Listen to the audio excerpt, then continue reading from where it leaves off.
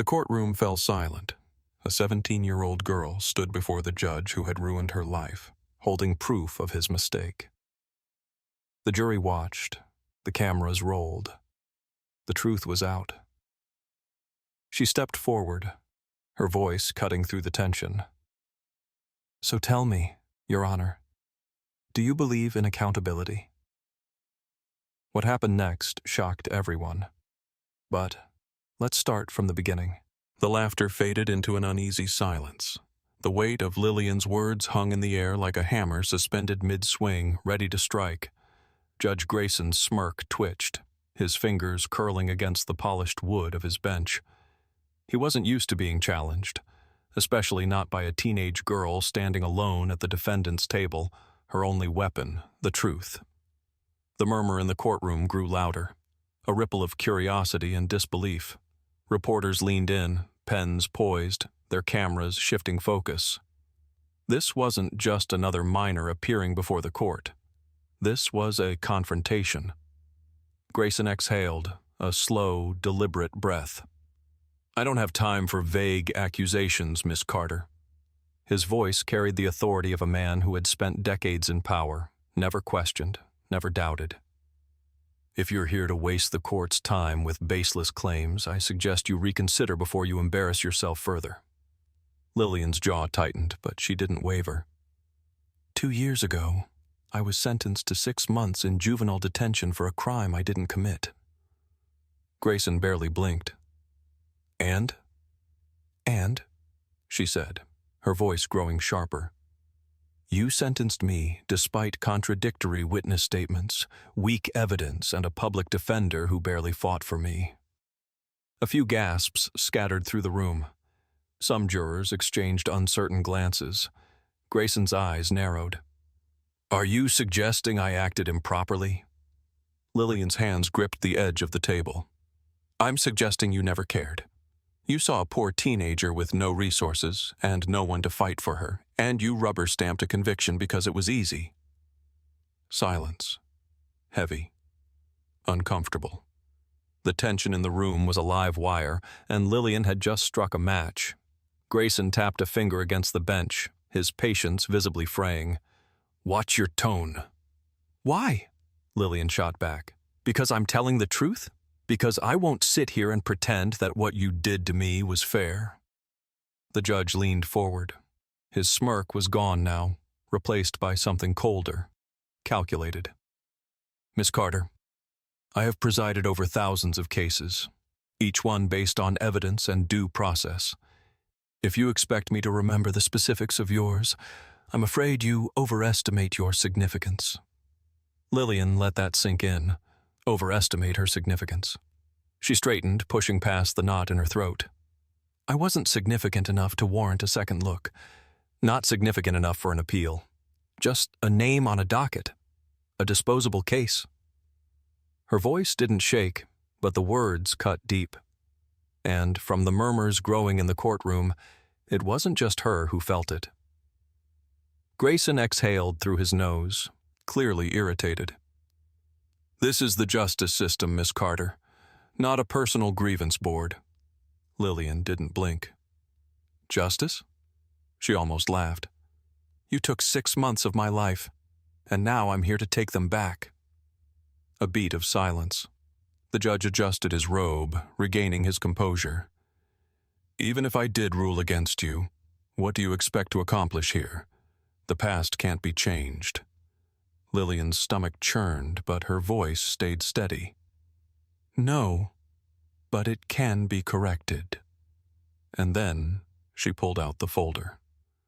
The room shifted. Even Grayson's expression flickered, a split second of something unreadable before it vanished behind his usual mask of indifference. Lillian placed the file on the table and slid it forward. "A sworn confession from the real thief," she said, "admitted yesterday." The entire courtroom erupted. Gasps, whispers, reporters scrambling to write down every word. The defense attorney, who had been watching from the side with disinterest, suddenly straightened. Even the bailiff, usually expressionless, glanced at Grayson as if waiting for a reaction. Lillian pressed forward. For 2 years, I lived with a label I didn't deserve. A criminal. A thief. But you want to know the best part? Her voice hardened. The evidence that could have cleared me? It was there the entire time. Grayson didn't move. Lillian tapped the folder. Now tell me, Your Honor, was that justice? The noise in the courtroom surged, a chaotic wave of gasps, hurried whispers, and the frantic scribbling of reporters trying to capture the moment. Judge Grayson sat motionless, his fingers tightening around the edges of the confession. The silence that followed was heavier than the gavel he had wielded so effortlessly against her 2 years ago. Lillian could see it, the flicker of something in his eyes. Surprise? Irritation? Maybe even fear. But he buried it quickly, his face settling back into the familiar mask of indifference. He set the folder down, lacing his fingers together as if composing himself. This is highly irregular, he muttered. Lillian didn't move. What's irregular is that it took me 2 years to get anyone to listen. Grayson's jaw twitched. Confessions must be verified. They were. Her response came instantaneous, razor-sharp. That document is signed, notarized, and already submitted to the appeals court, which means my case is being reopened. Another murmur rippled through the courtroom. The jurors shifted in their seats, exchanging glances. Even some of the attorneys in attendance, who had previously watched the proceedings with mild curiosity, were now sitting straighter, eyes locked on the judge. Grayson turned back to the papers, skimming the lines as if hoping to find a flaw, a loophole, anything that could undo what had just happened. But there was nothing. The confession was airtight. Brandon Cooper. Lillian saw his name printed in bold at the top of the page, the same name she had spoken over and over again 2 years ago, only to be ignored. You sentenced me, she continued, stepping forward, her voice steady, unwavering. Without looking deeper, you took one version of the truth and ran with it, and in doing so, you let the real criminal walk free. Grayson's grip on his gavel tightened, but he didn't raise it. Lillian's heartbeat pounded against her ribs. The adrenaline surging through her made her feel weightless, untouchable. She had fought for this moment. Every sleepless night spent poring over legal textbooks, every rejection from law firms that refused to take her case, every door slammed in her face. It had all led here. You had the power to look deeper, she said, each word precise. But you didn't. And do you know why? A beat of silence. Grayson exhaled through his nose. I assume you're about to tell me. Lillian nodded. Because I wasn't worth the effort. The statement landed like a punch. The audience stilled, the tension in the room coiling tighter. Some cases, she continued, are easier to push through the system. No noise, no obstacles, no one to fight back. I was just another name on your docket, another juvenile delinquent in a courtroom full of them. It didn't matter that the evidence was weak. It didn't matter that the statements contradicted each other. And it definitely didn't matter that I begged for an appeal. She saw something shift in Grayson's face, a barely perceptible flicker of discomfort. He knew. Maybe he had always known. The system failed me, she said, her voice gaining strength. Because you failed me. The words hung in the air, unshakable, the weight of them pressed down on the judge's shoulders, on the courtroom itself. For the first time since the trial began, Grayson didn't have a response. Lillian took another step forward. Her hands were no longer trembling. And now, here we are. The confession is in front of you. My innocence is right there, in black and white. And I have just one question. She paused, let the silence thicken, let the weight of accountability sink in. Then, with the entire courtroom watching, she raised her chin and asked, Now tell me, Your Honor, was that justice? A suffocating stillness gripped the room. All eyes were locked onto Judge Grayson, but he didn't move. He sat stiff, his hands resting on the desk, his knuckles whitening around the edges of the documents before him. The weight of undeniable proof lay in front of him, yet he clung to the same rigid posture of control he had perfected over decades. He was trapped, cornered, and he knew it.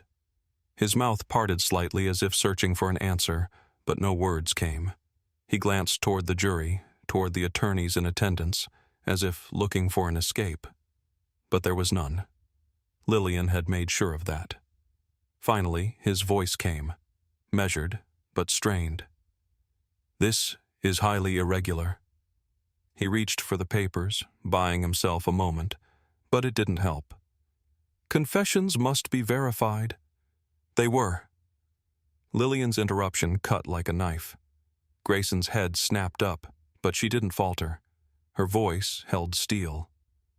It's been submitted to the appeals court, she continued, her words steady, unwavering.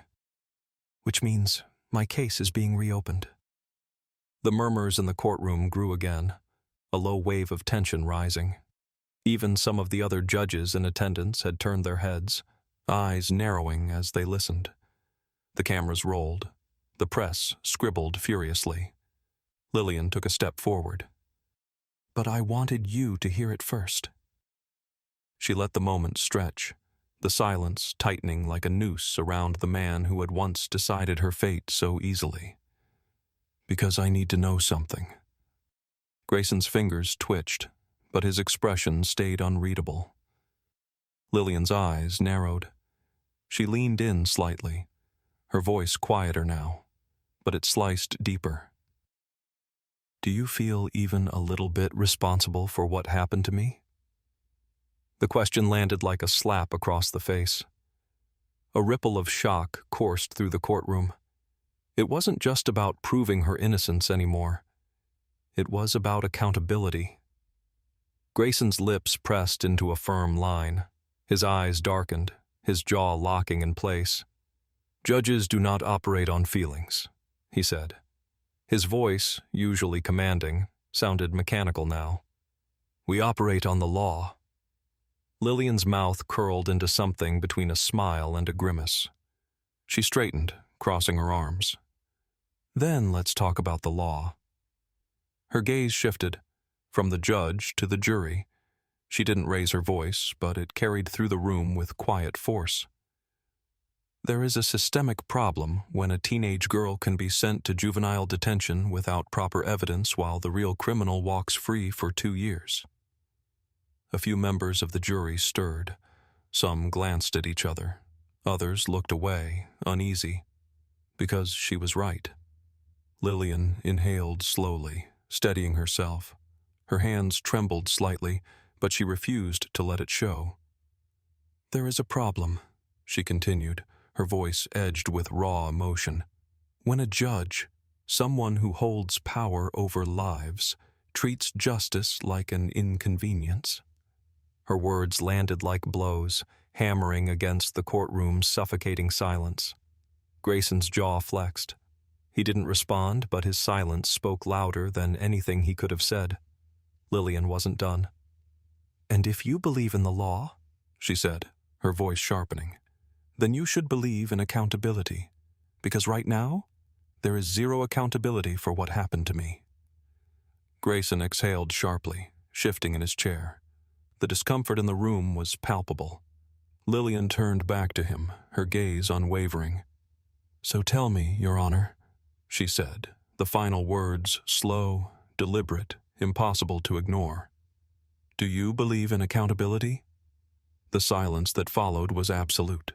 The weight of her question hung over the courtroom like a storm cloud, pressing down on every person in attendance.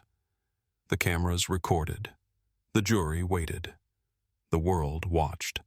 And for the first time in his long, unquestioned career, Judge Harold Grayson had no answer. For the first time in his career, Judge Harold Grayson was speechless. The weight of the moment crushed down on him like a verdict he couldn't escape. He felt it in the piercing stares of the jury, the murmurs spreading like wildfire through the courtroom. The cameras were still rolling, the press taking frantic notes, witnessing the moment a judge was forced to face his own failures. He swallowed, his throat dry. When he finally spoke, his voice lacked its usual authority. It was smaller, hesitant. "Miss Carter, Lillian didn't let him finish.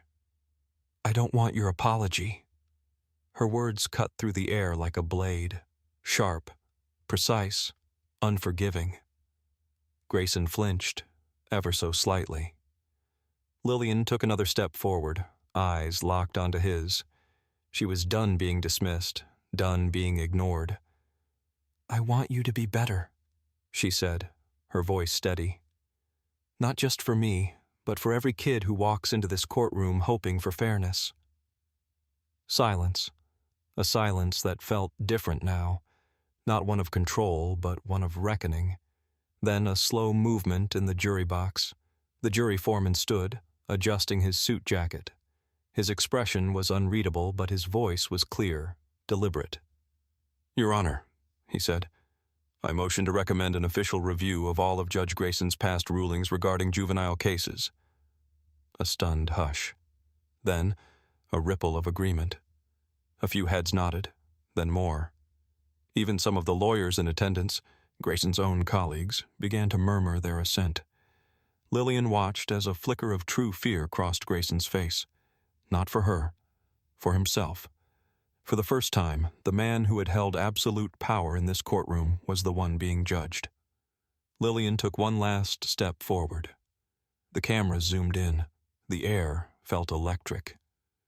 "You mocked me when I stood here today," she said. "You called me a child." She let the words sink in. Then, with perfect clarity, she delivered the final blow. "But I just held you accountable for ruining my life." She tilted her head slightly, her eyes burning with undeniable truth. "So tell me, who's the real child here?" The courtroom erupted. Cheers, applause.